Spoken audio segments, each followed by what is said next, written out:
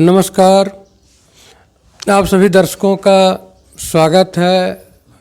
मैं असली देसी पार्टी कार्यालय में हूँ। हमारे सामने असली देसी पार्टी के 3 पदाधिकारी हैं। इनसे इनके संगठन के बारे में और बिहार में जो आगामी विधानसभा चुनाव है उस पर चर्चा करेंगे। आप सभी को मेरे न्यूज़ चैनल में स्वागत। मैडम, आप पार्टी में किस पद पर हैं? अभी हम लोग पार्टी में जुड़े हैं, चूँकि इसका नाम है असली देसी पार्टी। असली देसी पार्टी नाम से ही पता चलता है कि कितनी साफ सुथरा ये पार्टी। इस पार्टी में आपके चैनल के माध्यम से सभी युवाओं को, सभी महिलाओं को मैं आमंत्रित भी करना चाहती हूँ कि हमारे इस पार्टी से आप जुड़ के देखिए कि आपको सुकून महसूस होगा। अधिकतर लोगों को रहता है कि नहीं, राजनीति पार्टी ठीक नहीं है, महिलाओं का कदर नहीं होता है, महिलाओं के साथ अच्छा व्यवहार नहीं होता है। तो आपके चैनल के माध्यम से हम यह आह्वान करना चाहते हैं कि जितनी भी महिला अपने आप को असुरक्षित समझती हैं किसी भी पार्टी में, यदि वो सक्षम है तो हमारे पार्टी में आए, यहाँ ज्वाइन करें। हमारा पार्टी बहुत साफ सुथरी पार्टी है। मैडम, आपका परिचय? हम तो किरण देवी हैं। पार्टी में कौन सा दायित्व है? अभी तो हम लोग जुड़े हैं और पार्टी में हमको अच्छा लगा। देसी असली पार्टी, साफ सुथरी पार्टी है। महिलाओं को कदर हो रहा है, यहाँ मान सम्मान मिल रहा है। तो हम कहते हैं कि राजनीतिक तो लोग कहते हैं कि बहुत गंदे, लेकिन इस पार्टी में आने से हम लोग का सम्मान सब बढ़ा है।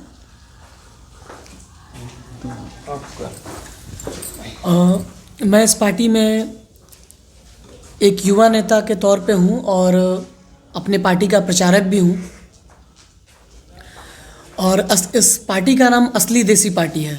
और असली देसी पार्टी का मतलब होता है कि अपने बिहार को बहुत करीबी से समझना। और हमारा जो पार्टी का मेन मोटिव है शिक्षा, स्वास्थ्य। आज के टाइम पे जो भी शिक्षा हो रहा है, जो भी भर्ती हो रहा है, तनख्वाह तो बहुत मिल रहा है टीचर को, लेकिन पढ़ाई के नाम पे बिल्कुल जीरो। पढ़ाई बिल्कुल स्कूल में नहीं हो रहा है। पहले सुना जाता था कि लोग सरकारी स्कूल में पढ़ के बड़े बड़े अधिकारी बन गए, लेकिन आज के तौर पे सरकारी स्कूल में पढ़ के कोई कुछ भी पास नहीं कर पा रहा। एक मामूली सा चपरासी का नौकरी भी लोग पास नहीं कर पा रहा है। स्वास्थ्य का वही हाल है। हम सरकारी स्कूल हॉस्पिटल में जाते हैं, वहाँ पे बस खाना पूर्ति के लिए 2-4 दवाइयाँ ही वहाँ पे रखी हुई है। जब भी वहाँ पुर्जा लेके जाइए तो कुछ बाहर से दवा लाइए। तो ऐसे में मान लिया जिसके पास तो पैसा है वो लोग तो चले जा रहे हैं प्राइवेट अस्पताल में, लेकिन जो गरीब लोग हैं उनके पास पैसा है नहीं। आखिरी उम्मीद सरकारी अस्पताल, वो जाए तो जाए कहाँ? पैसा है नहीं। सरकारी स्कूल अस्पताल में भी लेके गया, वहाँ भी बोल दिया कि बाहर से दवाई ले। आखिरी मरीज अगर इलाज हो पाया संभव तो ठीक है, नहीं तो मरीज आखिरी में मर जाते हैं। उसका कोई माई बाप नहीं है गरीबों का। पिछले 35 वर्षों से लगातार गरीबों के मसीहा, गरीबों के परिवार, गरीबों के पुत्र, न जाने क्या क्या तगमा लिए हुए लोगों की सरकार है बिहार में। उसके बाद भी आप कहते हैं कि गरीब शिक्षा के अभाव में, इलाज के अभाव में मर जा रहे हैं, भूखे रह रहे हैं। इसका क्या वजह है? देखिए, इसका यही वजह है कि मैं किसी सरकार को दोषी नहीं कहूँगा कि कौन सरकार, लेकिन हमें अपना काम करना है। हमें अपना देखना है कि हम कैसे इस चीज़ को सुधार सकते हैं। हमें देखना है कि स्वास्थ्य समस्याएं कैसे सुधरेगी, शिक्षा की समस्याएं कैसे सुधरेगी, इन सब चीज़ों को हमें सुधारना है। तो इसलिए हम इस पार्टी से जुड़े हैं। और इस पार्टी के अधिकारी हैं ललन यादव जी, हमारे चाचा जी। तो हम इनके अंदर में रह के और इनसे सीख रहे हैं कि हमें कैसे क्या चीज़ सुधारना होगा, इनके कार्यकर्ता बन के। और भी हम लोग जुड़ेंगे और लोगों को जोड़ेंगे, अपने पार्टी के बारे में बताएंगे कि भाई हम लोग ऐसे पार्टी बनाए हैं और इससे जुड़िए और हम लोग बहुत अच्छा काम करेंगे। बिहार में पिछले लगभग 20 साल से सुशासन की सरकार है, उसके बाद भी महिलाएं असुरक्षित महसूस कर रही हैं, असहज महसूस कर रही हैं। इस पर आपकी और आपकी पार्टी का क्या नज़रिया है? महिलाओं का आदर तो बिहार में बिल्कुल ख़त्म हो गया है, और बिहार में क्या पूरे हिंदुस्तान में महिलाओं के साथ जो अत्याचार हो रहा है वो नहीं होना चाहिए। हमारी पार्टी, यदि हमारा सरकार बने तो हमारी पार्टी वो ऐसा काम कर दिखाएगी जिससे आपको ये कहने में बहुत सुकून महसूस हुआ कि हम असली देसी पार्टी को वोट किए हैं, क्योंकि इससे आपको पता चलेगा कि हम कहाँ जा रहे हैं। महिलाओं का आदर कैसे होना चाहिए ये हमारे पास है, हमारे पास मुद्दा है, हमारी सरकार ये दे सकती है। तो महिलाओं का आदर होना चाहिए और सम्मान मिलना चाहिए।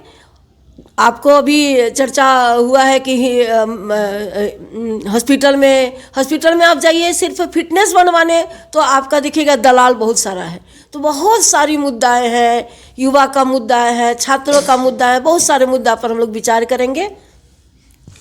अभी बिहार में जो सरकार है, सरकार के जो मुखिया हैं, कुछ साल पहले एक प्राइवेट अस्पताल का उद्घाटन करते समय कहा था कि यह जो अस्पताल है मेरे सपनों का अस्पताल है। तो अगर सरकार के मुखिया का सपना प्राइवेट अस्पताल है तो सरकारी अस्पतालों की क्या ज़रूरत है? देखिए, सरकारी अस्पताल जो खुल रहे हैं वो सब ढाकोसला है, उसमें कोई डॉक्टर नहीं बैठते हैं। सभी डॉक्टर लोग अपना अपना क्लिनिक खोल करके निजी में काम कर रहे हैं। इस पर कड़ाई होना बहुत ज़रूरी है। ठीक है, तो कड़ाई कौन करेगा जब नीतीश जी ही प्राइवेट अस्पताल का प्रोत्साहन दे रहे हैं? तो असली तो दोषी तो सरकारें हैं, हम आप तो है नहीं दोषी। जनता भोले भाले हैं, वो जो कह रहे हैं कि नारी सम्मान, तो 15 वर्षों से नारी सम्मान क्यों नहीं दिए हैं? अब आपको बुझा रहा नारी सम्मान। अभी तो ये नारी को लेकर के कई करोड़ रुपया खर्च की यात्रा करने वाले भी हैं या शुरू कर रहे हैं। ये देश को कंगाल करने जा रहे हैं। उससे और गरीबी बढ़ेगा, बेरोजगारी बढ़ेगी, बेरोजगारों को रोजगार दे देंगे, एक बेटा भी कमाएगा तो घर चल जाएगा। लेकिन 1500 व 2000 रुपया से क्या होगा? उधर से देंगे, इधर से ले लेंगे। तो ये सब हवाई बात है, कुछ नहीं होने वाला है इससे। दिल्ली आते जाते दिखता है दिल्ली में कि हमारे बिहार के लोग ईंट ढोने से लेकर के रिक्शा खींचने तक या और भी बहुत सारे मजदूरी का काम करते हैं। और बिहार में जो सरकारें हैं, जो पहले उद्योग धंधे थे वो भी बंद हो गए हैं और आज बिहार के लोग पलायन करने को मजबूर है। इस पर आपका क्या राय है? आज आप करीब करीब 2019-20 की मैं बात बता रहा हूँ, जब ये लॉकडाउन हुआ था। सरकार तो कहती है कि नहीं, हमारे बिहार में बहुत सारा रोजगार है। जब लॉकडाउन में वहाँ से जब हमारे मजदूर जब आने लगे, मजदूर भाई लोग जितने हैं, तो पता चला कि कितने लोग हैं। आज हमारे बिहार की ये स्थिति है कि अगर यहाँ का लोग बाहर कमाने नहीं जाए तो उन लोगों का पेट नहीं भर सकता है। आज हमारे बिहार में क्या है, आप मजदूर बन जाइए, ईंट ढोइए, ऑटो चलाइए या फिर सब्जी बेचिए। सब्जी बेचने वालों को ना सही जगह मिलता है बेचने के लिए, बराबर उनको उठा के फेंक दिया जाता है। उनके सामानों को आज यहाँ लगाते हैं, कल वहाँ लगाते हैं। कभी ये सरकार नहीं सोचती कि हाँ, इनका भी परिवार है, इनका पेट कैसे भरेगा। ऑटो चालक, कहीं भी इनको परिपूर्ण तरीके से नहीं दिया गया ऑटो स्टैंड कि वो कहीं अपना ऑटो लगाकर पैसेंजर लेके जा सके। कभी यहाँ लगाते हैं, कभी वहाँ लगाते हैं और भारी चालान का सामना भी करना पड़ता है अगर वो इधर उधर गाड़ी को लगा लेते हैं। तो यही सब समस्या है कि युवाओं को रोजगार कैसे मिलेगा, युवाओं कहाँ जाए। पढ़ाई लिखाई कर रहे हैं, नौकरी नहीं है। अब वो अपना आधा ज़िंदगी तो लगा दिए, ग्रेजुएशन कर लिए, ग्रेजुएशन के बाद भी उनको नौकरी नहीं मिल रहा है, वो कहाँ जाएंगे। माँ बाप अपना आधा जमा पूंजी लगा दिए बच्चों में कि मैं पढ़ा रहा हूँ बच्चों को, कल होकर नौकरी लगेगा, उसके पास कुछ भी नहीं है।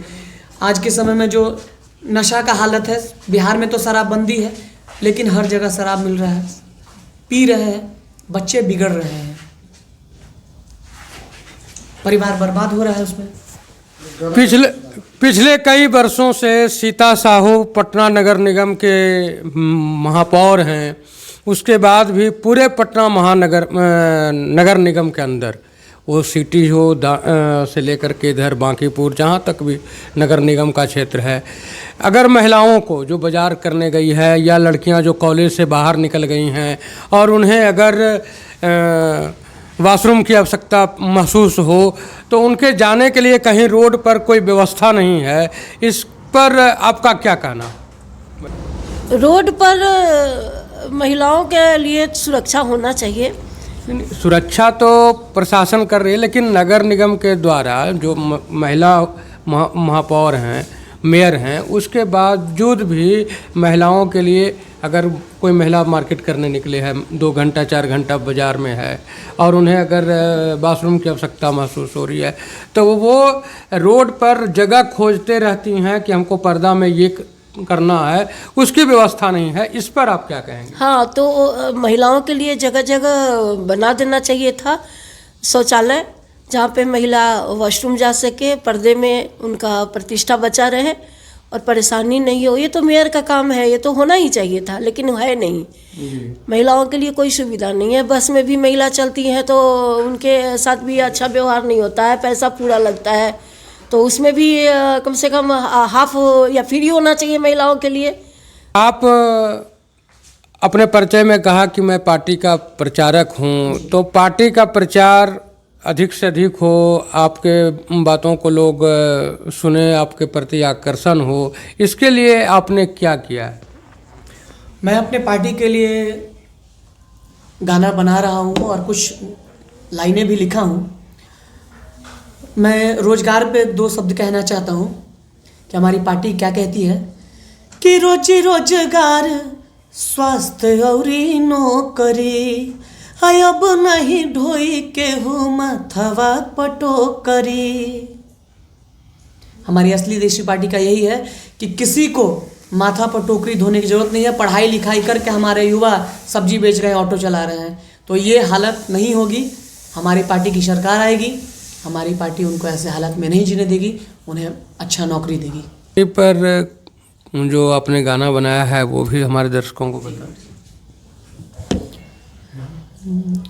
जनता के जनवा हवे अर मनवा, असले देसी पार्टी पहचानवा, ललन भैया सबका कई होता पूरे है अर मनवा, असली देसी पहचानवा। आप तीनों ने हमारे चैनल के दर्शकों के लिए समय निकाला, इसके लिए धन्यवाद। आप सभी दर्शकों से आग्रह है कि हमारे चैनल को सब्सक्राइब करें, शेयर करें